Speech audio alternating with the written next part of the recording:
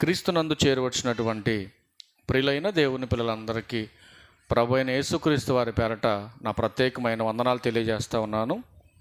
ప్రియులారా, ఈరోజు ఒక చక్కటి ఆలోచనాత్మకమైనటువంటి విషయాన్ని నేర్చుకోవడానికి దేవుడు ఈ రీతిగా మన పట్ల చూపినటువంటి ఆయన గొప్పదైనటువంటి కృపకై తండ్రి అయినటువంటి దేవునికి ప్రభు అయిన క్రీస్తు వారి పేరట నా కృతజ్ఞతాస్తుతులు చెల్లిస్తూ ఉన్నాను. వాక్య పఠనంగా చదవబడినటువంటి 5వ కీర్తనలో 4వ వచనం మరియు 5వ వచనాన్ని మనం చదువుకొని ముందుకెళ్ళే ప్రయత్నం చేద్దాం. నీవు దుష్టత్వమును చూచి ఆనందించు దేవుడవు కాదు. చాలా మంచి విషయాలు చెప్తాను ఈరోజు. కొంచెం జాగ్రత్తగా వినడానికి మీరు ప్రయత్నం చేయాలి. అలర్ట్ చేయకుండా జాగ్రత్తగా వినండి. దేవుని యొక్క తత్వం ఏమై ఉన్నదో కొంచెం మనం జాగ్రత్తగా ఆలోచించే అవసరం మనకుంది. ముఖ్యంగా ఈ కీర్తన 5వ కీర్తనలో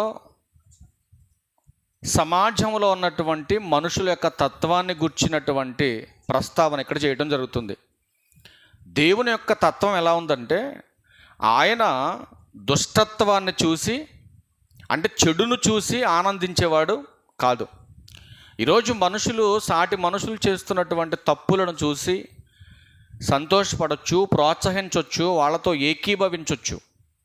కానీ దేవుడు మాత్రం తప్పును, చెడును, దుష్టత్వాన్ని అస్సలు ఇష్టపడడు, సంతోషపడ్డు. ఇది మీరు గమనించాలి. కిందకు వచ్చేసరికి అంటున్నాడు కదా, చెడుతనమునకు నీ యొద్ద చోటు లేదు, డాంబికులు నీ సన్నిధిని నిలవలేరు, పాపము చేయువారందరూ, ఈ లైన్ అండర్లైన్ చేసుకోండి, పాపము చేయువారందరూ దేవునికి అసహ్యులు అన్నాడు. జాగ్రత్తగా మీరు ఆలోచించాలి. ఈ మాటలు మంచి విషయాలు చూపిస్తాయి ఇప్పుడు మీకు. పాపం చేసేవారంటే దేవునికి ఇష్టమా అసహ్యమా? ఆలోచించండి. పాపం చేసేవారంటే దేవునికి అసహ్యం. మరి పాపం చేసేవారంటే దేవునికి అసహ్యమైనప్పుడు, దేవుడు ఇష్టపడనప్పుడు, దేవుడి సన్నిధిలో అనగా పరలోకంలో ప్రవేశం దొరకనప్పుడు మరి ప్రార్థనకు వచ్చిన వాళ్ళు పాపం మానుతున్నారా? ఆలోచించండి. పైన 4వ అధ్యాయం 4వ వచనంలో పాపం చేసేవారు ఎందుకు చేస్తున్నారు ప్రార్థనకు వచ్చానంటే, పాపం చేసేవారు ప్రార్థనకు వస్తూ పాపం ఎందుకు చేస్తున్నారంటే, ఇప్పుడు చెబుతున్నాడు 4వ కీర్తన 4వ వచనంలో, భయము నొంది పాపము చేయకండి. చాలండి, భయము నొంది పాపం చేయకండి. అంటే ఈరోజు ప్రార్థనకు వచ్చేవారు పాపం మానలేకపోవడానికి గల కారణం ఏంటి? వాళ్ళలో దేవుని భయం లేదు. దేవుని భయం లేదు కనుకనే మనిషి ప్రార్థనకు వస్తున్నాడు, పాపం చేస్తున్నాడు. కనుక ప్రార్థనకు వస్తూ పాపం చేస్తున్న వారు ఎంత తెలివిగా పాపం చేస్తున్నారో తెలుసా అండి? బైబిల్లో చూపిస్తే ఇప్పుడు మీకు. లోకంలో జ్ఞానం లేనివాడు ఎలాగో ఎవడికి భయపడడు, వాడికి దేవుడంటే భయం ఉండదు, మనుషులంటే లెక్క ఉండదు. కాబట్టి ఎవడ చూసినా నన్ను ఏం చేస్తాడులే అన్న ఆలోచన, అవగాహన లేకుండా వాడు నాశనం వైపుకి పరుగులెడుతున్నాడు. కనుక ఏదో ఒక రోజు నేను పట్టుకున్న దాంతోనే నేను చస్తానన్న ఆలోచన లేక మనిషి అజ్ఞానంగా లోకంలో చేస్తున్నాడు తప్పులు. కానీ సంఘానికి వచ్చేవారు ఏ తప్పు చేస్తే ఏ శిక్ష పడుతుందో బైబిల్ క్లారిటీ చెప్తుంది. అయినా కూడా తప్పులు చేయటంలో మెలకువలు తెలుసుకున్నారు ప్రార్థనకు వచ్చేవాళ్ళు. అర్థమవుతున్న మాటలు మీకు? ప్రార్థనకు వచ్చేవాళ్ళు మెలకువ కలిగి తప్పు చేస్తున్నారు, తప్పును కప్పిపెట్టుకుంటున్నారు. రహస్యంగా పాపాలు చేసేసి, రహస్యంగా తప్పులు చేసేసి, రహస్యంగా దాచేసి, ఇది రహస్యమైనటువంటిది, ఇదిగో నేను విప్పితే తప్ప ఎవడో కనుగొనలేడు, ఎవడో చెప్పలేడు, ఎవడో పట్టుకోలేడని రహస్యంగా పాపాలు చేస్తూ ఈరోజు పబ్లిక్లో మా అంత భక్తిపరులే లేరు, మా అంత గొప్పోళ్లే లేరు, మా అంత నీతిమంతులే లేరని మేడు పండు లాంటి భక్తిని చూపిస్తున్నారు సమాజంలో. ఇట్లాంటి వాళ్ళ గురించి బైబిల్ అసలు ఏం చెప్తుంది? కొన్ని మాటలు మనం చూసే ప్రయత్నం చేద్దాం. సందర్భం ఏంటంటే, రాసుకోండి జాగ్రత్తగా, ఈ కాన్సెప్ట్ అంత మంచి విషయాలు చెప్తా. రహస్యంగా చేసే పనులు ఎప్పటికైనా బయటపడునా, ఇది కాన్సెప్ట్. కొంచెం ఇంట్రెస్ట్గా ఉండాలని పెట్టా. దీని టైటిల్ వేరే ఉంది, కొంచెం జనానికి ఇంట్రెస్ట్ కలగాలని టైటిల్ రాశాను. నేనే రాత్రి మార్చామలు దీనికి. రహస్యంగా చేసే తప్పుడు పనులు ఎప్పటికైనా బయటపడతాయా? చెప్పాలి జాగ్రత్తగా. ఏమ్మా, ఒకసారి మీరు ఆడవాళ్ళలాగా నీటి పక్క మగవాళ్ళని అడుగుతాను, నేను పురుషులను అడుగుతా. రహస్యంగా చేసే తప్పుడు పనులు ఎప్పటికైనా బయటపడతాయా? వెరీ గుడ్, చాలా మంచివాళ్ళు అండి మగవాళ్ళు, అందుకే నాకు ఇష్టం వాళ్ళంటే. అస్సలు బలి ఒప్పుకుంటారు వాళ్ళు. ఇప్పుడు స్త్రీలు చెప్పండి, రహస్యంగా చేసే తప్పుడు పనులు ఎప్పటికైనా బయటపడతాయా? పడతాయా? మీరు కూడా మంచివాళ్ళే. అదేంటి వాళ్ళంటే ఇష్టం అన్నాడు, అంటే ఇష్టం లేదన్నాడు ఏంటి అని అనుకుంటున్నారా? ఇప్పుడు బైబిల్ చెప్పాలి. రహస్యంగా చేసే తప్పుడు పనులు అసలు ఎలా బయటకు వస్తాయో తెలుసుకోవాలి. ఇప్పుడు మనం గుండె పగిలిపోద్ది ఇప్పుడు ఆ మాటలు చూపిస్తాం మీకు. రహస్యంగా చేసే తప్పుడు పనులు సహజంగా ఏంటంటే, చాలామంది సెల్ ఫోన్ వచ్చిన తర్వాత మోసాలు బాగా నేర్చుకున్నారు. వాళ్ళు స్త్రీలే కావచ్చు, పురుషులే కావచ్చు, ఎవరైనా కావచ్చు. బాప్తీస్నం పొంది సంఘంలో చేర్చబడిన వారందరిని ఉద్దేశించి మాట్లాడుతున్నా. ఇందులో స్త్రీ అని లేదు, పురుషుడని లేదు, యవనస్తులని లేదు. బాప్తీస్నం పొంది రక్షణలోకి వచ్చిన వారు, సంఘంలో చేర్చబడిన వారందరిని గురించి మాట్లాడుతున్నా, ఈవెన్ నాతో సహా. జాగ్రత్తగా వినాలి మీరు.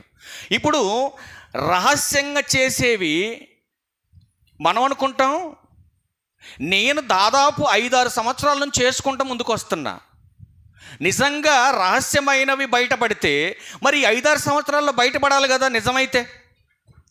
మరి బయటపడలేదంటే అర్థం ఏంటి? వీటిల్ని బయట పెట్టడానికి ఎవిడెన్స్ ఎవరికి తెలియదు కాబట్టి. అంతేనా? అదే అనుకుంటాం మనం. నేను చేసేవి బయటపడాలంటే ఎవిడెన్స్ కావాలి కదా, ఆధారాలు కావాలి కదా. ఇప్పటివరకు నేను చేసేవి అలాగే మరుగు చేయబడ్డాయి అంటే నేను ఎవరికి కనపడకుండా నేను చేస్తున్నాను. నేను చేసేవి ఎవరికి తెలియదు. ఇదిగో నేను చేసేవి ఎవరికన్నా తెలిసేలా నేను బిహేవ్ చేయట్లేదు. చాలా పర్ఫెక్ట్గా ఇదిగో మెసేజ్ పంపిస్తున్నాను, డిలీట్ చేసేసుకుంటున్నాను. ఇదిగో మాట్లాడుతున్నాను, డిలీట్ చేస్తున్నాను. ఇదిగో చూస్తున్నాను, డిలీట్ చేసేస్తున్నాను. చేస్తున్నాను, తుడి చేసుకుంటున్నాను. కాబట్టి చేసే తప్పు నాకు తప్ప ఎవరికి తెలియదని మనం అనుకుంటాం. పిల్లి ఏం చేస్తుంది తెలుసా అండి? పాలు తాగేటప్పుడు పిల్లి ఏం చేస్తుంది? పెద్దవాళ్ళకి బాగా తెలుసు, అది పిల్లవాళ్ళకి తెలియదు. కానీ పిల్లి పాలు తాగేటప్పుడు కళ్ళు మూసుకొని పాలు తాగుద్దట. ఎందుకని? అదొక ఫీల్ దానికి. నేను దొంగతనంగా పాలు తాగేది నన్ను ఎవరో చూడట్లేదు అని పిల్లి ఆ ఫీల్తో తాగితేనే దానికి తృప్తిగా ఉంటుందంట మనసుకి. అందుకే పిల్లి ఏం చేస్తుందంటే పాలు తాగినా, పెరుగు తిన్నా, ఏం తింటున్నా కళ్ళు మూసుకొనే తాగుద్దంట. అది ఒకరోజు అసలు ఇది నిజమా అబద్ధమా చెక్ చేయాలనుకున్నాను నేను. అనుకోని గిన్నెలో పాలు పోసి అక్కడ పెట్టి స్టార్ట్ కూర్చొని అసలు ఇది ఏం చేస్తుంది పిల్లి అని. నిజంగానే కళ్ళు మూసుకొని తాగింది అది. ఈరోజు మనుషులు కూడా అదే అనుకుంటున్నారు చాలామంది. పిల్లి కళ్ళు మూసుకొని పాలు తాగుతున్నంత ఈజీగా మనుషులు కూడా ఏమనుకుంటున్నారంటే, మేం చేసేటటువంటి తప్పులు రహస్యంగా చేస్తున్నాం కదా. ఎవరేం చేస్తారు మరి? ఎలా తెలుస్తాయి?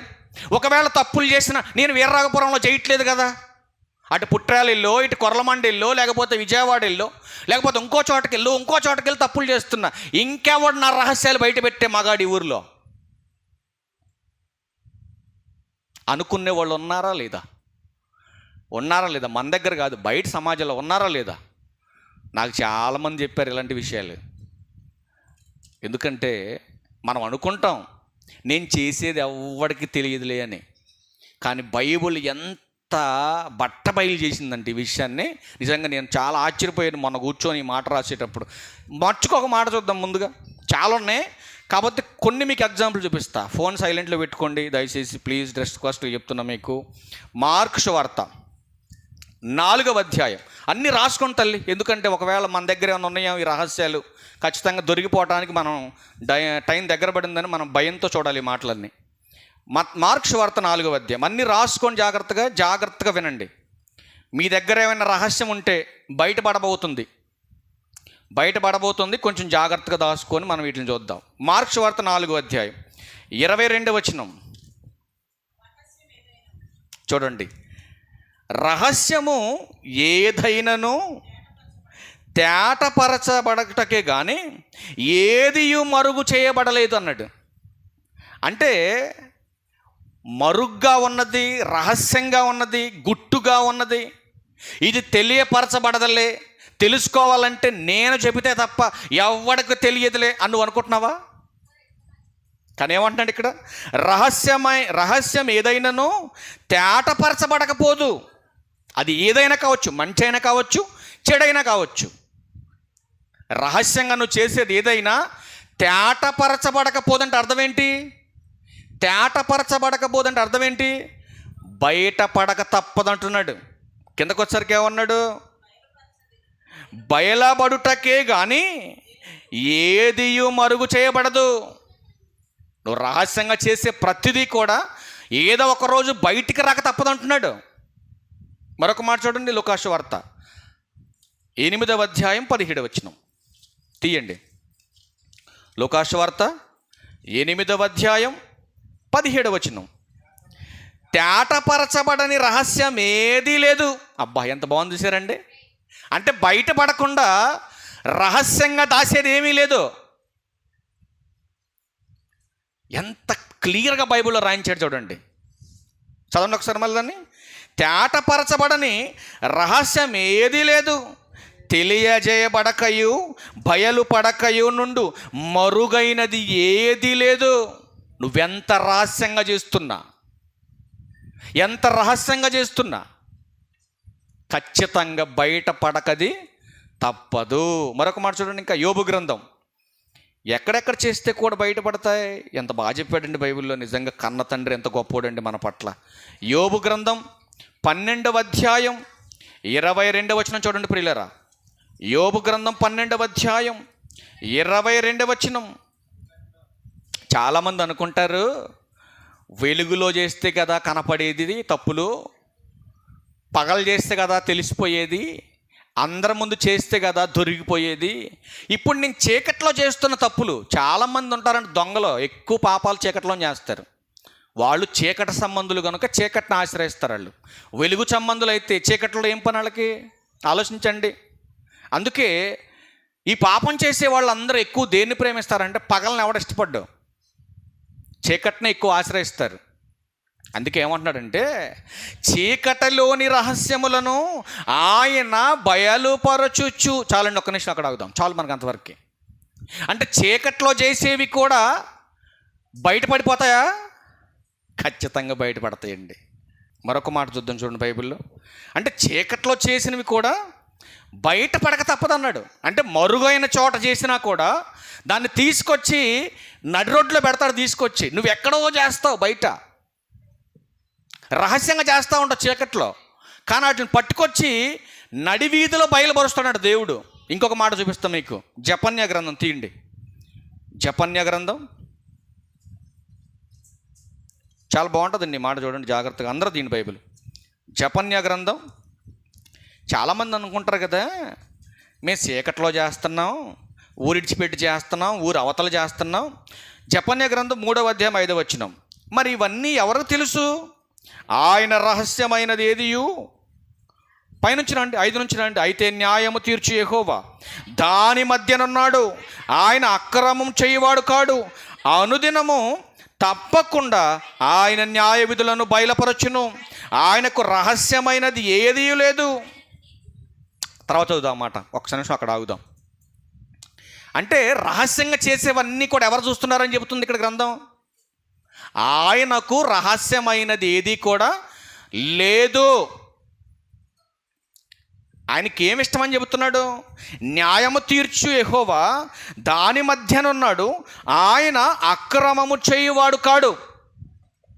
ఇప్పుడు రాము తప్పు చేశాడు అనుకోండి, రాము ప్రతి ఆదివారం నా మందిరంలో పాటలు పాడుతున్నాడు కదా, రాముని బయలుపరచడానికి నేను ఒప్పుకోను అని అంటాడా దేవుడు?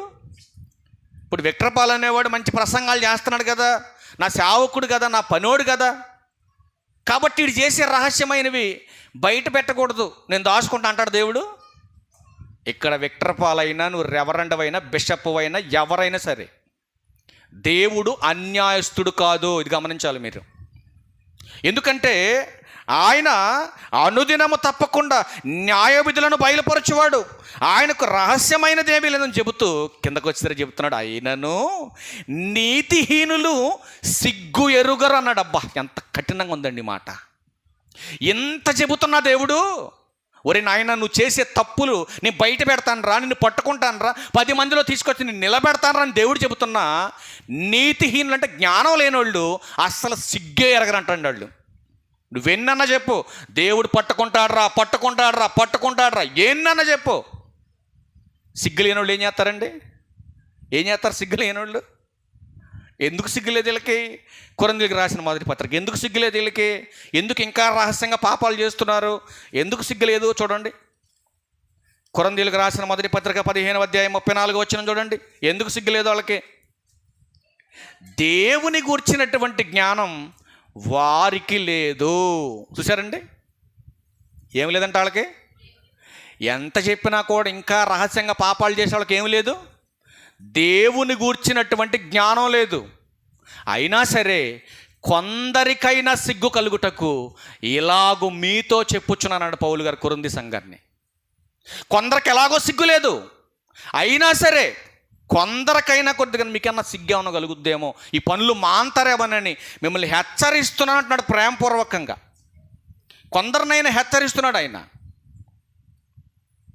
రహస్యంగా చేసేవన్నీ నీ భర్తకు తెలియకపోవచ్చు, నీ భార్యకు తెలియకపోవచ్చు, నీ పిల్లలకు తెలియకపోవచ్చు, నీ చుట్టూ ఉన్న ఇరుగు పొరుగు వారికి తెలియకపోవచ్చు. ఎవరికి తెలియకపోయినా నువ్వు రహస్యంగా చేసేవి ఎవరు చూస్తున్నారు?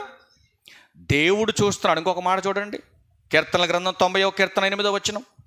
కీర్తనల గ్రంథము 90వ కీర్తన 8వ వచనం చూడండి. మా దోషములను నీవు నీ ఎదుట ఉంచుకొని ఉన్నావు, నీ ముఖకాంతిలో మా రహస్య పాపములు కనబడుచున్నవి.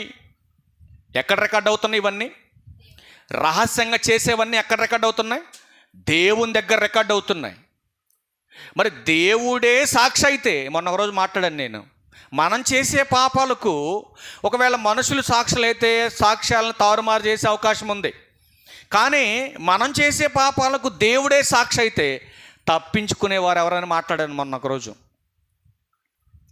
దేవుడే సాక్షి అయితే తప్పించుకునేది ఎవరు? ఆలోచించండి. ఒకవేళ నీ ఇంటి పక్కన వాళ్ళు సాక్షి అనుకు నువ్వు చేసే పాపాలకి వాళ్ళ కాళ్ళ ఏళ్ళ పట్టుకొని ఏదో లంచం ఇచ్చో ఏదో ఇచ్చి వాళ్ళని ఏమండి తప్పుని కాస్త ఒప్పుగా మార్చేసుకుంటాం మనం. కానీ దేవుడే సాక్షి అయితే దేవుడు ఎవరి మాట వింటాడు? చెప్పండి, దేవుడు ఎవరి మాట వింటాడా? దేవుడికి ఎవరైనా చెప్పగలరా? ఎవ్వరం చెప్పలేం. అందుకే సాక్షి దేవుడైతే తప్పించుకునేవాడు ఎవ్వడూ లేడు భూమి మీద. అందుకే అంటున్నాడు కదా, నువ్వు చేస్తున్నటువంటి పనులు, నీ దోషాలు ఆయన ఎదుట ఉంచుకొని ఉన్నాడు, ఆయన ముఖకాంతిలో నీ రహస్య పాపాలు కనబడుతున్నాయి. 44వ కీర్తన. పైన కార్యక్రమాలైనా లోపల కూడా ఏమైనా చూస్తాడు ఆయన? చూద్దాం. అవి కూడా రహస్య పాపాలు చూడండి. కొంతమంది మెడ మీద కత్తి పెట్టినా కూడా చెప్పరండి. కొంతమంది చెప్తారా? అస్సలు నువ్వు కత్తి గొంతులో ఒక ఆరంగంలో దింపినా కూడా చెప్పరు కొంతమంది. లోపల ఏం అనుకున్నారో, ఏం ఆలోచిస్తున్నారో. ఇప్పుడు మీ పక్కనే కూర్చొని ఉన్నారు కొంతమంది. అసలు నీ పక్కన హృదయంలో ఏమనుకున్నావు నువ్వు చెప్పగలవా? ఇప్పుడు నా హృదయంలో ఏమనుకుంటున్నాను ఎవడని చెప్పగలడా? భూమి మీద ఏ మానవుడు చెప్పలేడు. ఒక మనిషి హృదయంలో ఏముందో, ఒక మనిషి హృదయంలో ఏ ఆలోచన పుడుతుందో, ఆ ఆలోచన తగినటువంటి క్రియ ఏదైతే చేస్తామో ఈ భూమి మీద ఎవ్వడూ చెప్పలేడు. మీరు గమనించాలి ఈ విషయాలు. ఒక గుడ్డోడి చేతిలో స్టీరింగ్ పెట్టి ఆ గుడ్డోడి బస్సు మీరు ఎక్కారనుకోండి, నష్టం ఎవరికండి? గుడ్డోడి డ్రైవరు, ఆడికే కళ్ళు లేవు, ఆడి బస్సు మీరంతకి కూర్చున్నారు మొత్తం. ఇప్పుడు పోయేది ఎవరు? అందులో ఎవరు పోతారమ్మా? మొత్తం పోతారు. తోలే డ్రైవర్ పోతాడు, కూర్చున్న ప్యాసింజర్లు కూడా పోతారు. అందుకే చాలా సందర్భాల్లో సేవకులకైనా విశ్వాసులకైనా ఒకటే హెచ్చరిక చేస్తాను నేను. ఏంటి హెచ్చరిక అంటే, వైద్యం తెలియని డాక్టరు, వాక్యం తెలియని సేవకుడు ఇద్దరూ ప్రమాదమే. అర్థమైంది నా మాట మీకు? వాక్యం తెలియని సేవకుడు, వైద్యం తెలియని డాక్టరు ఇద్దరు ప్రమాదం. ఎందుకు? వైద్యం తెలియదు అనుకో, పేషెంట్ పోతాడు. మరి సేవకుడికి వాక్యం తెలియకపోతే విశ్వాసులు పోతారు. అర్థమవుతుందండి? ఆలోచించుకోండి జాగ్రత్తగా. అందుకే బైబిల్లో చాలా మంచి విషయాలు రాయించాడు. ఏం చెప్తున్నాడు? 44వ కీర్తన 21లో, 44వ కీర్తన 21లో చూడండి. ఎవరంటీనా అంటే లోపల రహస్యంగా పెట్టుకునే కూడా వదలడైనా. ఈ మాట అర్థం అదే కదండి. 44వ కీర్తన 21లో, హృదయ రహస్యములు ఎరిగిన దేవుడు ఆ సంగతిని పరిశోధింపక మానునా. నువ్వు ఏ సంగతిని పెట్టుకుని ఉన్న హృదయంలో? కొంతమంది చూడండి, పెళ్ళై 40 ఏళ్ళు అయినా కూడా ఆ లోపల ఉన్నటువంటి తత్వాన్ని తీసేసుకోరు కొంతమంది మగోళ్ళు. కొంతమంది ఆడవాళ్ళు కూడా అలాగే ఉంటారండి. కానీ దేవుడు తెలుసు ఇవన్నీ. అబ్రహాం గారికి కూడా హాగర్ విషయంలో అబ్రహాముని దేవుడు గద్దించాడు ఒక విషయంలో.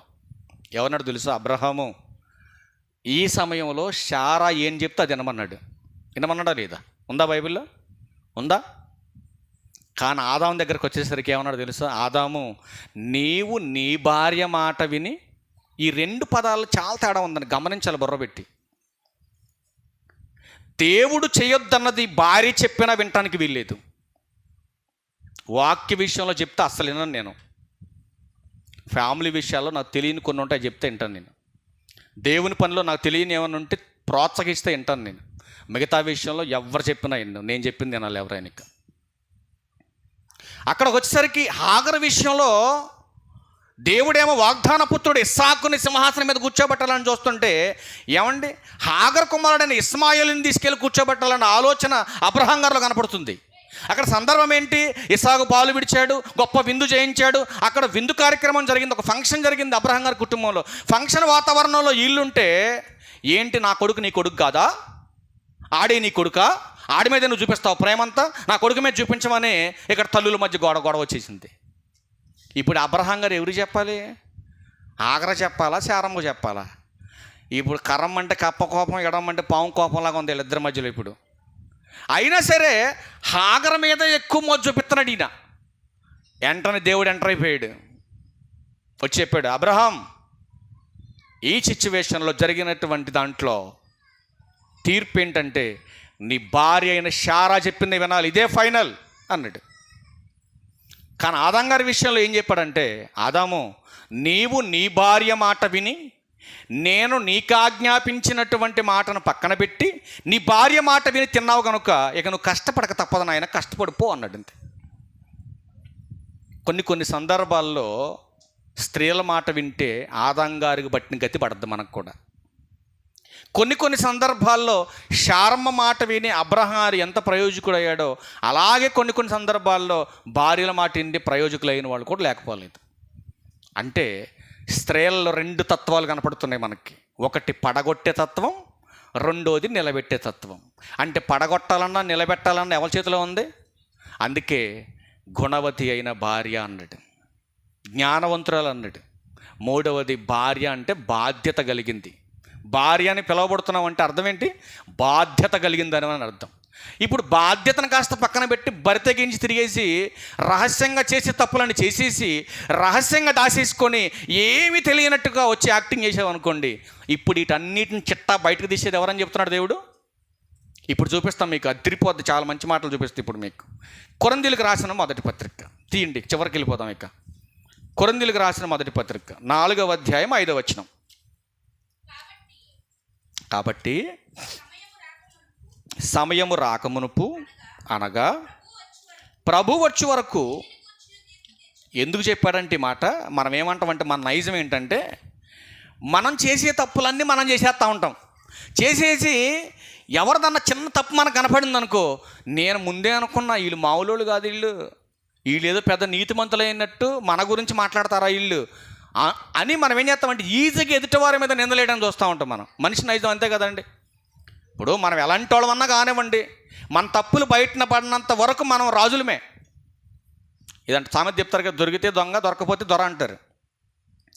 ఇప్పుడు ఎవరిదో తప్పు బయటపడేసరికి అందరూ ఏమంటున్నారు, ఓ వీళ్ళు మంచోళ్ళు కదండి, చెడ్డోళ్ళు అండి, వీళ్ళు అలాంటి వాళ్ళండి, అలాంటి వాళ్ళు ఇలాంటి వాళ్ళని మాట్లాడుతూ ఉంటాం. ఏదో ఒక రోజు మన తప్పులు బయటపడ్డాయి అనుకోండి, మనల్ని ఏమంటారు జనాలు కూడా, మనల్ని కూడా సేమ్ యాస్టిస్గా అలాగే అంటారు. కానీ దేవుడు ఏమంటాడంటే, మీరంతా సహోదరులు, మీరంతా సంఘస్థులు కనుక ఒకరిని గురించి ఒకరు తీర్పు తీర్చకండి. ఇప్పుడు ఒకవేళ మనో చెడ్డోడు అనుకోండి, వాడు చెడ్డోడని ఏలెత్తి చూపించడానికి నీకు అధికారం లేదు, నువ్వు అంటానికి లేదు. వాడిని శిక్షించడానికి దేవుడు అనేవాడు ఉన్నాడని చెబుతూ అంటున్నాడు కదా 5వ వచనంలో, 4:5 చూడు. ఆయన అంధకారమందలి రహస్యములను వెలుగులోనికి తెచ్చి హృదయములలోని ఆలోచనలను బయలుపరుచున్నప్పుడు ప్రతి వానికి తగిన మెప్పు ఎవరి వల్ల కలుగుద్ది? నువ్వు మంచి చేసావనుకో దేవుని వల్ల మెప్పు వస్తుంది, నువ్వు చెడు చేసావనుకో దేవుని వల్ల శిక్ష వస్తుంది. నువ్వెవరో గద్దించడానికి, నువ్వెవరో తిట్టడానికి, నువ్వెవరో వ్యంగ్యంగా మాట్లాడడానికి, నువ్వెవరో అసహించుకోవడానికి ఆలోచించు. నీది నువ్వు చూసుకో ఫస్ట్. ఎదటాళ్ళ గురించి నీకు వద్దంటుంది బైబిల్. మరొక మాట చెప్తానండి, మరొక మాట చూపిస్తాం మీకు బైబిల్. చాలామంది భార్యలు ఏం చేస్తారంటే భర్తలు మోసం చేస్తున్నారు. అంటే భర్తలు లేరా భార్యలు మోసం చేసేవాళ్ళు అంటే అది సెకండరీ, పక్కన పెడదాం కాసేపు. ఒకవేళ భర్త పొరపాటున ఏదన్నా చేసినా కూడా భార్య ఏం చేయాలి? దాన్ని సరిదిద్దాలి. జ్ఞానవంతురాలైతే ఎలా సరిదిద్దాలో కూడా బైబిల్ చెప్పాడు. అందుకే బైబిల్ చదువుకోమని చెప్తాను నేను. ఇప్పుడు చాలామంది స్త్రీలు ఏం చేస్తున్నారంటే భర్తలు చంపుతున్నారు. చూసారా? ఆ సోషల్ మీడియాలో రీల్స్ కూడా అయ్యే పెడుతున్నారు చాలామంది. అన్నం తినేటై అన్నంలో విషం కలపటం, ఏమండి, తర్వాత ఆర్పిక్ వాడటం, చంపేసి గ్యాస్ బండలో పెట్టేయటం, చంపేసి బాత్రూంలో పూడి చేయటం. ఒక ఆవిడైతే అన్ని పచ్చళ్ళు అయిపోయినాయి, ఇప్పుడు మగవాళ్ళ పచ్చళ్ళు పెడుతున్నారు కొంతమంది. ఏమండి, ఎట్ట మారిపోతుంది సమాజం చూడండి. అందుకే భర్తకి భార్య అంటే భయం వచ్చేలా చేశారు. కానీ దేవుడు ఏమన్నాడు? భార్యలారా, మీరు మీ భర్తలకు, మీ స్వపురుషులకు భయపడండి, లోబడండి, విధేయత కలిగి ఉండమని బైబిల్ చెప్తుంది. కానీ ఈరోజు భార్యలు ఏమైపోయారండి? సంఘానికి వచ్చేవాళ్ళు కూడా భయపెడుతున్నారండి భర్తలని. ఉన్నారా లేదా? ఏమ్మా, ఉన్నారా లేదా? మా ఆయనకి నేను భయపడతానండి అన్నోళ్ళు చేస్తుంటే ఎవరైనా ధైర్యంగా, మా ఆయనకి నేను భయపడతా ఉన్నారా అంటే? ఉన్నారమ్మా? మీ ఆయనకి మీరు భయపడుతున్నారా, మీరే భయపెడుతున్నారా? ఆలోచించండి. ఒకవేళ నీ భర్తను గనక నువ్వు భయపెడుతున్నావా, ఇక రెడీ చేసుకో. నువ్వు 27కి వెళ్ళవు నువ్వు ఇక. ఎందుకంటే నీ యజమాని ఎవరో? నీ భర్త. నీ శిరస్సు ఎవరో? నీ భర్త ఎవరో? నీ భర్త నీకు శిరస్సు అండి. నీ భర్తకు శిరస్సు ఎవరు? క్రీస్తు. క్రీస్తుకి శిరస్సు ఎవరు? దేవుడు. అంటే ఇప్పుడు నీ భర్తను నువ్వు భయపెడుతున్నావు అంటే ఎవరిని భయపెడుతున్నావు? అదన్నమాట. ఇప్పుడు సింహం ముందుకెళ్ళి తొడగొట్టినట్టు ఉంటుంది ఇప్పుడు ఇది. ఆలోచించుకో ఒకసారి. ఇప్పుడు నీ భర్త ఎవరు? నీకు సింహం లాంటి నీ భర్త. ఈ మనసులో అనుకుంటారు కదా, మేమే సింహాలం, వాళ్ళే చీమల మమ్మల్ని అనుకుంటున్నారా? ఇప్పుడు చూపిస్తా. ఒక సహజంగా కొద్ది కాలం ఉండిపోవటానికి ఏర్పరచబడినటువంటి ఈ బంధంలోనే భార్య రహస్యంగా తప్పు చేసి ఆ రహస్యంగా చేసినటువంటి తప్పు బయలుపరచబడితే భర్తే ఇంత ఉగ్రరూపం చూపిస్తుంటే దేవుడు కొంటాడా? మీరు చెప్పండి. ఒక మనిషే కొద్ది కాలం నీతో కాపురం ఉండటానికి ఏర్పరిచిన బంధంలో కలిగినటువంటి భర్తకే ఇంత రోషం వస్తే మరి దేవుడు ఎలా ఊరుకుంటాడు? రహస్య పాపాలు బయటపడితే చూపిస్తే ఎంత కోపం వస్తుందో భర్తకి. సామెతల గ్రంథం తీయండి. సామెతల గ్రంథం 6వ అధ్యాయం 34 చూడండి. 6వ అధ్యాయం 34. 6వ అధ్యాయం 34. సామెతల గ్రంథం 6వ అధ్యాయం 34 వచనం. భర్తకు పుట్టు రోషం మహారౌద్రము గలది, ప్రతీకారం చేయు కాలమందు అట్టివాడు కనికరపడడు. కనికరపడటం అంటే జాలిపడడు. రీసెంట్గా ఒక 4 days 5 days అవుతుందండి, నేను రీల్ సేవ్ చేద్దాం అనుకున్నాను. ఆటోమేటిక్గా నేను చేసుకునే టయానికి కుదరక తర్వాత చేసుకుందాం అనుకున్నా, పోయింది అది. ఇందాక వచ్చేటప్పుడు కూడా నేను కారులో అదే విషయాన్ని చెప్పాను. నేను భర్తకు పుట్టేటటువంటి రోషం చాలా రౌద్రం కలది. దాన్ని ఎవ్వడు ఆపలేడండి. భర్తకు వచ్చే కోపం ముందు భార్య కోపాన్ని నేను ఆపొచ్చులే, కానీ భర్త కోపాన్ని ఎవ్వడు ఆపలేడు. సరే, భార్య ఇంట్లో ఉంటుంది, భార్య కుటుంబాన్ని నడిపించుకుంటుంది. భర్త డైలీ జాబ్కి వెళ్తున్నాడు, జాబ్కి వెళ్ళి ఇంటికి వస్తున్నాడు. సరే, భర్త జాబ్కి వెళ్తున్నాడు కదా అని ఇంట్లో ఉన్నటువంటి స్త్రీ ఎంత పద్ధతిగా, ఎంత జాగ్రత్తగా ఉండాలి. ఇంట్లో ఉండకుండా వేరొకరితో పరిచయం పెట్టుకుంది, వేరొకరితో సాంగత్యం చేస్తుంది. సరే, ఇట్లా వాళ్ళకి తెలిసింది. ఒకరోజు భర్తకే ఎందుకో భార్య బిహేవియర్ మీద తేడా వచ్చింది. కనిపెట్టాడు భర్త. ఏంటి, నా భార్య రోజుకి తేడా కనపడుతుంది, రోజు తన బిహేవియర్ మారుతుంది, రోజుకి తన మాట్లాడే తీరి మారిపోతుంది. ఏంటి ఇలా ఉంది? నేను ఈజీ కనిపెడతాను ఆడవాళ్ళని. ఎందుకంటే బైబిల్ చెప్పింది చాలా ఈజీ కనిపెట్టవచ్చు ఆడవాళ్ళని. కన్నింగ్ మెంటాలిటీ ఉన్న ఆడవాళ్ళని కానీ, భార్యను మోసం చేసి తిరిగే భర్తలు కానీ ఈజీ కనిపెట్టడానికి 2 సూత్రాలు చెప్పాడు బైబిల్లో. అందుకే హెచ్చరిస్తాను నేను ప్రతి ఒక్కరిని, జాగ్రత్త జాగ్రత్త అని. అందుకే దేవుడు హెచ్చరిస్తున్నాడు, ఖచ్చితంగా పాపానికి శిక్ష తప్పదు. కనుక దేవుడు ఏం చెప్తున్నంటే ఒక మంచి విషయం చెప్తున్నాడు. భర్తకి పుట్టు రోషం అది మహారౌద్రం కలది, ప్రతీకారము చేయు కాలమందు అట్టివాడు కనికరించడిక. ఎందుకంటే నువ్వు చేసినటువంటి తప్పును బట్టి భర్త ఇక నిన్ను క్షమించడు. నిన్ను నమ్మాడు పూర్తిగా. నమ్మినటువంటి నువ్వు భర్తను మోసం చేస్తే, ఆ మోసం చేసినటువంటి మోసం ఏదైతే ఉందో అది బయటపడితే భర్త అస్సలు క్షమించడండి భార్యని. మీరు గమనించండి ఈ విషయాన్ని. నేను చాలాసార్లు చెప్పాను. విసనపేటలో కూడా మా క్లాస్మేట్ ఒక అమ్మాయి ఉండేది. వాళ్ళ అమ్మ కూడా ఇలాగే మోసం చేస్తుంటే వాళ్ళ నాన్న ఏడ్చవలు కోసి కత్తి తీసుకెళ్ళి దాన్ని తలకాయ కోసి స్టేషన్లో వచ్చాడు తీసుకెళ్ళి, భార్య మోసం చేస్తే. ఈరోజు మొన్న సోషల్ మీడియాలో చూశాను నేను, భార్య తప్పు చేస్తుంటే జాబ్కి వెళ్ళినట్టుగానే వెళ్ళాడు, క్యారేజ్ కట్టుకొని కొంత దూరం వెళ్ళి గంట తర్వాత ఇంటికి తిరిగి వచ్చాడు. భార్య వేరొకరితో ఉండటం చూశాడు. ఏం ఒక్క దెబ్బ కూడా కొట్టకుండా ఏం చేశాడు తెలుసండి, జనాలంతా వాళ్ళ వీధిలో జనాలు మొత్తం తిరిగి ఒక చోట కూడుకున్న ఏరియాగా తీసుకొచ్చాడు. చక్కగా ఫ్రెండ్ లాగా జత వేసుకుని చక్కగా భార్యను అడవ తీసుకొచ్చాడు. సంచిలో పెద్ద కత్తెట్టుకున్నాడు. అందరి మధ్యలో తీసుకొచ్చాడు. జుట్టు అప్పుడు పట్టుకొని అందరికి చెప్పాడు, భర్తను మోసం చేసే భార్యలారా మీరంతా చూడండి జాగ్రత్తగా, ఇది నన్ను మోసం చేసింది కనుక దీనికి కఠినమైనటువంటి శిక్షని విధిస్తున్నానని మెడ నరికేశాడండి. అంతే, మెడ నరికి పట్టుకెళ్ళిపోయాడు తలకాని. ఈరోజు ఎందుకు చంపుతున్నారు భార్యల్ని భర్తలు? ఊరకనే ఏ భర్త చంపడండి. ఒకవేళ చంపాడంటే వాడు దరిద్రుడు లేడు. ఆలోచించండి, ఎంత కష్టపడిన భర్త అయినా ఇంటికి వచ్చి భార్య ముఖం చూడగానే ఏమంటే చాలా రిలాక్స్ అయిపోతాడు భర్త. అట్లాంటి భార్యే ఏమంటే భర్తను మోసం చేసేటటువంటి పరిస్థితులకు దిగజారిపోతుందంటే, అట్లాంటి బజార్ ఆలోచన, అట్లాంటి దిగజారి ఆలోచన నీకు ఉన్నప్పుడు పెళ్ళెందుకు నీకు, బిడ్డలెందుకు నీకు? టార్చ్ లైట్ తీసుకొని బయట నిలబడి రోడ్డు మీదకి వెళ్ళిపోయి సిగ్గుండాలి కదా క్రైస్తవులైన వాళ్ళకి. చాలామందికి చెప్పాను నిన్న ఒక ఆవిడకి చెప్పాను నేను, ఎందుకు ఇలా తయారయ్యారంటే చాలా ఆడ మనిషి అయినా వివరంగా చెప్పాను విడగొట్టి. ఏ తప్పు చేస్తే ఏ శిక్ష పడుతుంది, భర్తను చేసుకొని తప్పు చేస్తే ఏ శిక్ష పడుతుంది, బిడ్డలను కన్నాగా చేస్తే ఏ శిక్ష పడుతుంది, చివరికి వాళ్ళ చావు ఎలా ఉంటుందో కూడా చూపించాను. మరి ఇంత చేస్తున్నారు కదా, ఎందుకు ఇలా జరుగుతుందని అంటే నేను చెప్పాను, దేవుడు దీర్ఘశాంతం వహిస్తున్నాడు. నేను చంపాలని క్షణం పట్టదు నీకు ఆయనకి. అందుకే చెబుతున్నాడు, భర్తకు పుట్టు రోషం మహారౌద్రము కలది, ప్రతీకారం చేయ కాలమందు అట్టివాడు కనికరింపడు. ప్రాయచిత్తమేమైనా నీవు చేసినను వాడు లక్ష్య పెట్టడు, ఎంత గొప్ప బహుమానం నీవిచ్చినను వాడు అస్సలు ఒప్పుకోడు. దొరికిపోయిన తర్వాత నా 10 కాసుల బంగారం నీకే, నా 7 ఎకరాల ఆస్తి నీకే, నాకున్నటువంటి సంపద అంతా నీకే, నాకున్నటువంటి ప్రాపర్టీ అంతా నీకే అని ఆడికి ఆశ చూపించినా నిన్ను చంపకుండా మాత్రం విడిచిపెట్టాడు. గుర్తుపెట్టుకున్న మాట ఆలోచించండి.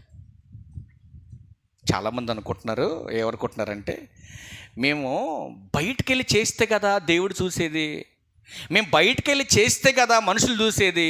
ఇప్పుడు 4 గోడల మధ్య ఉన్నాను నేను. మా ఇంట్లో మా ఆయన పనికి వెళ్ళిపోయాడు, నా పిల్లలు స్కూల్కి వెళ్ళిపోయారు, నేను ఒక్కదాన్నే ఉన్నా. ఇప్పుడు నా ఒక్కదాన్నే నేను ఈ పరుపు మీద పడుకొని నా సెల్ ఫోన్లో నేను నాకు ఇష్టమైన వాళ్ళతో మాట్లాడుకుంటే నా మీద ఇంకెవడ కంప్లైంట్ పెట్టేది? ఎవడు పెడతాడు కంప్లైంట్ నా మీద? అసలు అదిరిపోద్దండి ఈ మాటలు చూపిస్తే. ఇప్పుడు మీరు అనుకుంటారు నేను ఇంట్లో ఉండి మాట్లాడుకున్నా, ఫోన్లో డిలీట్ చేసేసాను, ఫోన్లో మొత్తం క్లియర్ చేసేసాను, నా ఫోన్కి ఎవడ ఓపెన్ చేయకోకుండా చక్కగా మిలికిల పాములాగా చక్కగా లాకులు పెట్టుకున్నాను. నేను ఒక మాట చెప్పమంటారా, అసలు లాకులు ఎక్కువ పెట్టుకున్నాడు అంత దొంగ ప్రపంచంలో లేడు. ఎందుకు నీకు లాకులు ఎందుకు? ఫోన్పే పెట్టుకో, ఎవడ ఎత్తుకుపోకుండా. వాట్సాప్కి లాకు, ఫేస్బుక్కి లాకు, నీ పిండాకోడికి లాకు, నీ దినానికి లాకు, నీకు ఒక లాకు.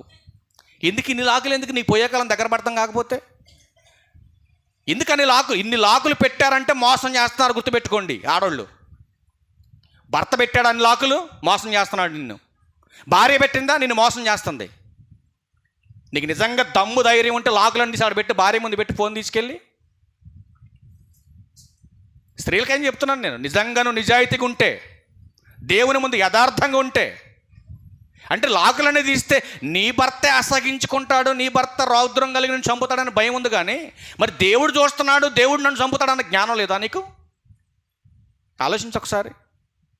చాలామంది ఇంట్లో ఉండే పాపం చేస్తున్నారు. అందుకే ఇందుకు ఒక మాట చదివించాను మీకు, మంచి మాట, కీర్తనల గ్రంథంలోనే.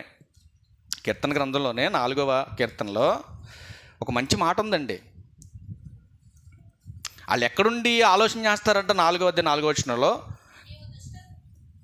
4వ అధ్యాయం 4వ వచనంలో చూడండి, మీరు పడకల మీద నుండగా మీ హృదయములలో ధ్యానము చేసుకొని ఊరకుండుడి. ఎక్కడ ఉండగానే చేసుకోమంటున్నాడు? ఏమండి ఎక్కడ చేయమంటున్నాడండి? పడకల మీద ఉండగానే ధ్యానం చేసుకోమంటున్నాడు. ఏం ధ్యానం చేసుకోవాలి పడకల మీద ఉండి? దేవా, ఈరోజు పడుకున్నాను, లేచాను నాయన, ఈ దినమంతా కూడా నీకు విరుద్ధంగా నా భర్తను మోసం చేసే పనులు నేను చేయకూడదు, నా భార్యను మోసం చేసే పనులు నేను చేయకూడదు. ప్రాముఖ్యంగా నీవు దుష్టత్వం చూసి ఆనందించేవాడు కాదు కనుక నేను నీ ఎదుట ఏ దుష్కార్యము చేయకుండా నన్ను నేను కాపాడుకోవడానికి నీ కృప చూపించయ్యా అన్న ప్రార్థన చేసుకోవద్దా పడకల మీద ఉండగానే? అసలు పడక దిగాక కూడా ప్రార్థన చేయరు కొంతమంది. పొద్దున్నే నిద్ర పక్క మీద నుంచి లెగంగానే మరి బైబిల్ పట్టుకుంటున్నారో లేదో నాకు తెలియదు, కానీ సెల్ ఫోన్ మాత్రం పట్టుకుంటారు చాలామంది. ఎందుకు? మరి సాఫ్ట్వేర్ ఎంప్లాయ్ కదా నువ్వు, మరి అప్డేట్లన్నీ నువ్వు వెంటనే చేసేయాలి. ఆదివారం ఆరాధనకు వచ్చేలోపు ఈ అప్డేట్లన్నీ కొట్టేయాలి నువ్వు. నేను ఆదివారం వచ్చిందంటే అసలు నెట్ కూడా ఆన్ చేయను, 8 దాటిందంటే ఫ్లైట్ మోడ్ పెట్టేస్తాను. ఆడి అంత ఇంపార్టెంట్ ఎవడైనా సరే. మళ్ళీ ఆరాధన అంతా అయిపోయిన తర్వాత అప్పుడు ఓపెన్ చేస్తాను నేను. అప్పుడు కాల్స్ వస్తాయి, అప్పుడు రిసీవ్ అవుతుంది, అప్పుడు వెంటనే ఎవరెవరు చేస్తూ ఉంటాను నేను. నాకు నా దేవుని పని ఇంపార్టెంట్, వేరే వ్యక్తులతో నాకు అవసరం లేదు. అందుకే చెబుతున్నాడు. ఇప్పుడు మంచి మాటలు చూపిస్తా చూడండి మీకు. లోకాసు వార్త 3 మాటలు చూసి ముగించేద్దాం. లోకాసు వార్త 12వ అధ్యాయం 2వ వచనం చూడండి. అక్కడ ఏమంటున్నాడు? లోకాసు వార్త 12వ అధ్యాయం 2-3 వచనాలు అన్నారు. 2-3 వచనాలు చదువు. మరుగైనది ఏదియు బయలుపరచబడకపోదు, రహస్యమైనది ఏదియు తెలియబడకపోదు. అందుచేత మీరు చీకటిలో మాట్లాడుకొనినవి వెలుగులో వినబడును, మీరు గదుల యందు చెవులలో చెప్పుకొనినది మిద్దెల మీద చాటింపబడును. ఇదేంటి? 4 గోడల మధ్యలో నాకు ఇష్టమైన వాడితో నేను మాట్లాడుకుంటే, నాకు ఇష్టమైన దాంతో నేను మాట్లాడుకుంటే ఏంటి మిద్దె మీద వినపడిన అంటుందేంటి? ఆలోచించారు ఎప్పుడైనా? బైబిల్ చదవండిరా బాబు అంటే గుడ్డెద్దు చేలో పట్టడం, లొడ్లోడ్లోడ్లోడ్లోడ్ మొత్తం చదువుకు రావటమే.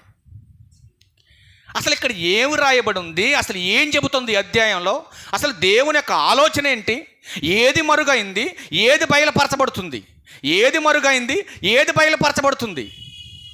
ఒకవేళ బయలుపరచబడితే నా భర్త ముందే బయలుపరచబడుద్దా?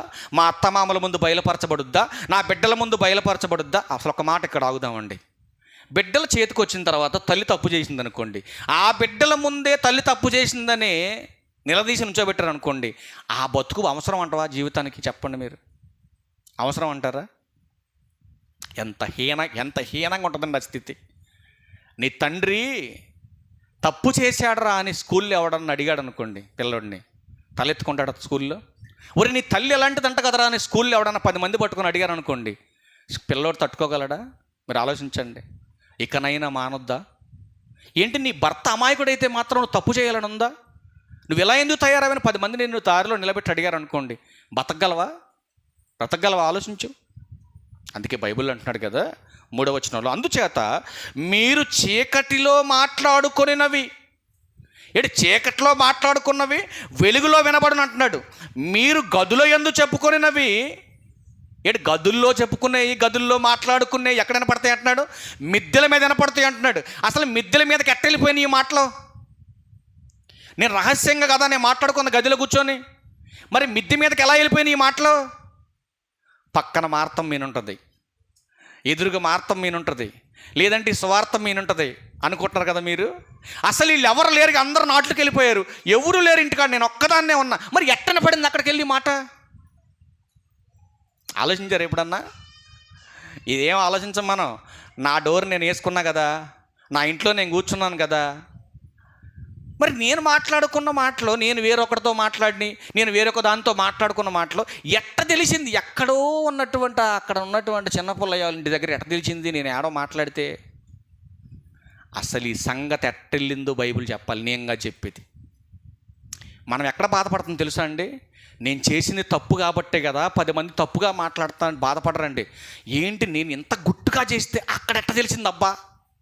ఇది చెప్పింది దేవుడు, ఇది తెలుసుకోవాలి ముందు నేను, దీనికోసం ఆత్రుత పడతాడు. కానీ నేను చేసిన తప్పు కాబట్టే కదా 10 మంది చెప్పుకొని నా ముఖాన్ని వస్తున్నారు, 10 మంది నన్ను చీ అనుకుంటున్నారు, 10 మంది నా ముందు పొగిడి నేను వెళ్ళిపోయిన తర్వాత చీ దీనంత అడ్డాలు లేదు, దీనంత చండాలమైన లేని తిడుతున్నారు నన్ను అన్న సిగ్గు శరం జ్ఞానం ఉంటే తప్పు చేయటానికి మనిషి భయపడతాడు. అందుకే బైబిల్లో మంచి మాట ఉంటుందండి, నీతిమంతుడు సింహము వలె ధైర్యంగా నిలబడతాడు. తప్పు చేసినాడు తలెత్తుకోడండి. చూడండి, తప్పు చేసినోడు మాట్లాడేటప్పుడు ఈజీగా కనిపెట్టవచ్చు మనం తప్పు చేసినోళ్ళే. తప్పు చేయనివాడు నుదుటన గురిపెట్టి చూస్తాడు కళ్ళతో, తప్పు చేసిన వాడు తల దించి అరికాళ్ళు కాలుకున్నటువంటి బొటనీళ్ళు చూస్తూ ఉంటాడు. అది బైబిల్ చెప్పిందండి. అందుకే ఇక్కడ ఏమంటాడంటే గదుల్లో సంగతి అసలు ఈ మిద్దె మీదకి ఎట్టెళ్ళింది మనం చూడాలి. బైబిల్లో గదుల్లో ఉన్న సంగతి మిద్దె మీదకి ఎట్టెళ్ళింది. చూద్దాం ఒకసారి ప్రసంగి గ్రంథం. మీరు ఆశ్చర్యపోతారండి ఈ మాటలు చూస్తే. ప్రసంగి గ్రంథం 10వ అధ్యాయం తీండి, అందరూ బైబిల్ తీండి. గదుల్లో మాట్లాడుకున్నవి మిద్దె మీదకి ఎట్టెళ్ళినాయి. చూద్దాం ఒకసారి ప్రసంగి గ్రంథం 10వ అధ్యాయం 20వ వచనం చూడండి. నీ మనసునందైనను రాజును శపించవద్దు, నీ పడక గదిలోనైనను ఐశ్వర్యవంతులను శపించవద్దు. ఏలయనగా ఆకాశ పక్షులు సమాచారం కొనిపోవును, రెక్కలు గలది సంగతి తెలుపును. అంటలం చేసుకోండి మాట మీరు. అప్పుడప్పుడు మనం అక్కడక్కడ నిలబడి తిడతా ఉంటాం. ఏమీ తెలియని ఎర్రి ముఖం వేసుకొని కాకి మన వెంకట చూస్తూ ఉంటుంది. పక్కన ఉన్న చెట్ల మీద పక్షులు చూస్తూ ఉంటాయి. అప్పుడప్పుడు అంటూ ఉంటారు వాళ్ళు పాటలు పాడుతుంటే పక్షులు ఆలకెత్తనేరా. నిజమే, అది మంచి మాట చెప్పాడు ఎవడో. కానీ అంటే మనం మాట్లాడేవన్నీ కూడా ఎవరింటున్నారు చుట్టూ? ప్రకృతిలో ఉన్న పక్షులు సమాచారాన్ని కొనిపోతున్నాయంటండి, సమాచారాన్ని కొనిపోతున్నాయి. నెక్స్ట్ ఇంకొక మాట చూస్తారా, సమాచారాన్ని ఎవరు కనిపెడుతున్నారు? హబక్కు గ్రంథం తీయండి. హబక్కు గ్రంథం. గదుల్లో మాట్లాడే సమాచారాన్ని బయటికి ఎలా లీక్ చేస్తున్నాయో, ఎవరు రికార్డు చేస్తున్నారో చూద్దాం ఒకసారి ఆ మాట కూడా. హబక్కు గ్రంథం 2వ అధ్యాయం 11వ వచనం చూడండి. నువ్వు రహస్యంగా మాట్లాడుతున్నవి ఎవరు రికార్డ్ చేస్తున్నారు చూడండి. గోడలలోని రాళ్ళు మొరపెట్టుచున్నవి, దోలములు వాటికి ప్రత్యుత్తరం ఇచ్చుచున్నవి. గోడల్లో ఉన్న రాళ్ళేమో నువ్వు మాట్లాడుతున్న రికార్డ్ చేస్తున్నాయి, వీటికి సాక్ష్యమేమో నువ్వు పైనేసిన వాసాలు, నువ్వు పైనేసినటువంటి పైపులు, ఇవన్నీ కూడా ఏం చేస్తున్నాయంటే రికార్డ్ చేసుకొని పెడుతున్నాయి నీ మీద సాక్ష్యానికి. ఇప్పుడు చెప్పండి, రహస్యమైనవి బయట పడతాయా పడవా? ఇంకొక విచిత్రమైనటువంటి మాట చూపించి ముగించేస్తా. తిమోతి గారు రాసిన పత్రిక చాలా బాగుంటుంది మాట. తిమోతి గారికి రాసిన పత్రిక. కొంతమందిని ఎంత హెచ్చరించిన పద్ధతులు మార్చుకోకపోతే దేవుడు ఏం చేస్తున్నాడో చెప్తున్నాడు ఒక మాట. తిమోతికి రాసిన మొదటి పత్రిక 5వ అధ్యాయం 24-25. కొందరి పాపాలు తేటగా బయలుపడి న్యాయపు తీర్పునకు ముందుగా నడుచుచున్నవి. కొందరు పాపాలు అంటండి తేటగా యాడికి వెళ్తున్నాయి, ముందు వెళ్ళిపోతున్నాయి కొందరు పాపాలు. మనం అనుకుంటాం నేను ఇక్కడెక్కడో తప్పు చేస్తున్నా, వాళ్ళందరికీ ఎవరు చెప్పారు అనుకుంటాం మనం. మన పాపమే మనల్ని పట్టిస్తుంది. గమనించాలి మీరు, మన పాపమే మనల్ని పట్టిస్తుంది. ఎందుకంటే అసలు ఏ ఆలోచన లేనోడు దగ్గరకు కూడా వెళ్ళిపోద్దంటే చర్య. వెళ్ళిపోయి ఇదిగో పలానోడు పలానా చాటు తప్పు చేస్తున్నాడు, ఇదిగో పలానోడు పలానా చాటుకి వెళ్ళిపోతున్నాడు, ఇదిగో పలాంది పలానా చాటుకి వెళ్ళిపోతుంది, నువ్వు వెళ్ళు, ఎలక్ట్ అవ్వు, హెచ్చరించు, గద్దించు అని దేవుడే రేపుతున్నట్టండి. వెళ్ళి 25 అంటున్నాడు కదా. అటువలే మంచి కార్యములు తేటగా బయలుపడుచున్నవి, బయలుపడనవి అస్సలు దాచబడనేరవు అన్నాడు. ఇప్పుడు ఒకవేళ మీరు అనుకోవచ్చు ఇప్పటిదాకా నేను చేసి బయటికి రాలేదు కదా అని నువ్వు అనుకోవచ్చు. ఖచ్చితంగా నువ్వు చచ్చిపోయేలోపు వాటిని బయటకు తెచ్చాక చంపుతాడు నిన్ను. గుర్తుపెట్టుకోవాలి ఈ మాటలు మీరు. ఇప్పుడు చెప్పండి, రహస్యంగా చేసే తప్పులు బయటపడకుండా ఉంటాయా? బయటపడకుండా దాచబడతాయా? అస్సలు దాగవండి. నువ్వేం దాచుకున్నా అస్సలు తగదు. భార్య భర్త దగ్గర దాచినా, భర్త భార్య దగ్గర దాచినా, మీరిద్దరు చేసేటటువంటి పొరపాట్లు దేవుని దగ్గర అస్సలు దాపరికం ఉండదు. ఇది గమనించాలి మీరు. అలా అని చెప్పేసి అర్ధ దంపతులు కనుక ఈ చివరి దశలో మన ఇద్దరి దగ్గర దాపరికాలు ఉండకూడదు, డార్లింగ్ అని ఇద్దరు కూర్చొని మాట్లాడుకొని చివరి ఎడాకులు తెచ్చుకున్నారు ఇద్దరు. సుప్రీంకోర్టు కూడా దానికి ఆదేశించింది, అనుమతించేసిందండి. ఎడాకులు ఇచ్చేసారు, నా దగ్గర ఉంది న్యూస్ ఉంది నా దగ్గర, చూసారండి. అలాగే దాపరికం ఉండకూడదు కదా అని చెప్పేసి మీరు చేసిన పొరపాట్లు అని చెప్పేసుకొని మీరు విడాకులు తెచ్చుకోమని నేను చెప్పట్లేదండో. దేవుని దగ్గర దాపరికాలు వద్దు. గమనిస్తున్నారా? అసలు దేవుని దగ్గరే దాపరికాలు ఉండకూడదంటే మీ ఇద్దరి దగ్గర ఉంటాయా? భార్యాభర్తల దగ్గర దేవుని దగ్గరే దాపరికాలు ఉండకూడదంటే భార్యాభర్తల మధ్య దాపరికాలు ఉంటాయా? ఒకవేళ ఏమైనా రహస్యంగా ఉంటాయా? ఏమీ ఉండవు. దేవుని దగ్గర మనం యథార్థంగా ఉన్నాం అనుకోండి, భార్య దగ్గర కూడా యథార్థంగా ఉంటాం, భర్త దగ్గర కూడా యథార్థంగా ఉంటాం. ఇందులో రహస్యం ఏముంటుంది? ఇంకా ఒకవేళ మంచి చేసావనుకో, ఆ మంచి కూడా బయటకు వస్తుంది ఒకరోజు. అదే చెడు చేసావనుకో, చెడు కూడా ఒకరోజు బయటికి రాక తప్పదు. ఒక సామెత ఉంటుందండి, దొంగతనం బయటపడక తప్పదు, జారత్వం కూడా బయటపడక తప్పదు. అంటే వ్యభిచారం కూడా బయటపడక తప్పదు. లోక సామెతగా చెప్పారు దీన్ని. దొంగతనము ఆతనం బయటపడక తప్పదు. మీరు గమనించాలి ఈ విషయాలు. కనుక ఇది లోకం చెప్పింది కాదండి, దేవుడే చెబుతున్నాడు. కనుక ఇప్పుడు మన దగ్గర రహస్యమైనది ఏది కూడా మనము చేసి పాపానికి తావిచ్చి ఏమంటే నరకానికి జారిపోయే పరిస్థితులు మనం తెచ్చుకోవద్దని ప్రభు అయిన క్రీస్తు వారి పేరట మీ అందరికీ మనవి చేస్తూ ఈ నా మాటలు ముగిస్తున్న అందరికీ వందనాలు. Okay, thank you. ప్రభు